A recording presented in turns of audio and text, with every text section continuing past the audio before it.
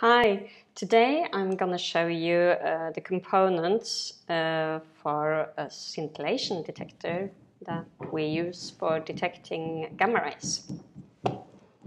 The main component of any scintillator detector is a scintillation material. In this case, we have a large crystal of lanthanum bromide, or rather lanthanum-3 bromide, that is doped with cesium. And as you can see, the crystal is very transparent, and that's important because when gamma rays hit this crystal, photons are emitted, and they are in the visible spectrum. And in a scintillation detector, the signal is generated by those photons. So you need the material to be transparent, so that the photons can get out. But in general, we usually prefer to have electrical signals coming out of our detector. So we need something that will convert photons into an electrical signal. So a common way of doing that is to use a photomultiplier tube. And here's the photomultiplier tube for the crystal I just showed you.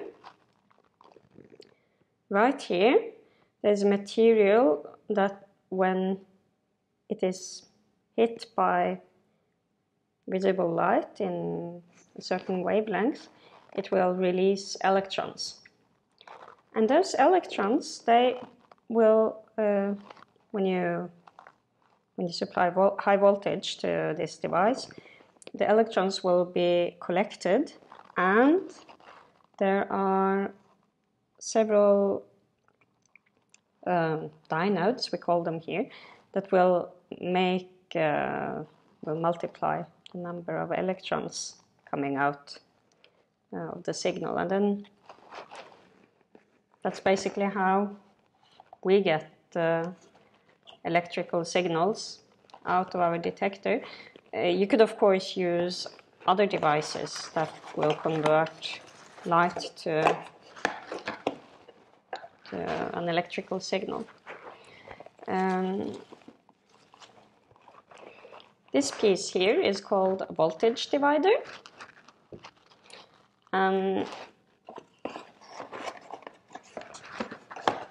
It goes together with the photomultiplier tube, and there's only one way to put it on.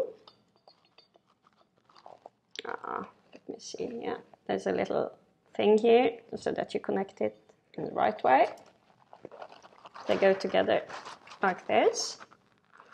And then put this one on top of the crystal.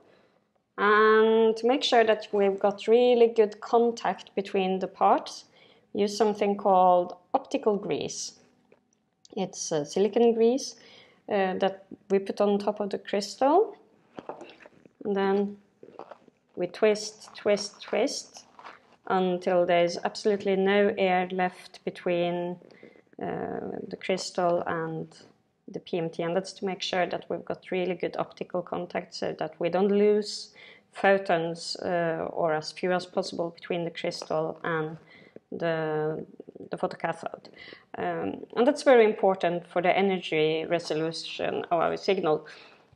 And for the measurements we do in our lab, we usually care about the energy resolution.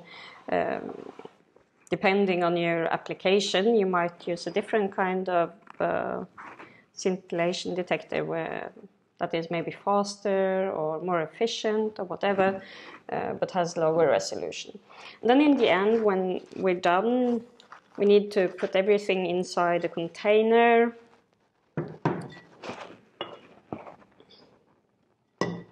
Like this. That will close and wrap up with black tape so that it's completely airtight. And those wires coming from the voltage divider will in general provide a signal out. and that the wire for the signal out will be connected to this outlet. And we need to supply high voltage, so the high voltage goes in through here and then through the other cable that is for the high voltage. So that's the basic components of a scintillator detector. The scintillation material could be different, the way you read out the signal can be different, but basically you need the scintillation material, something to generate the signal, and something to wrap up your detector with.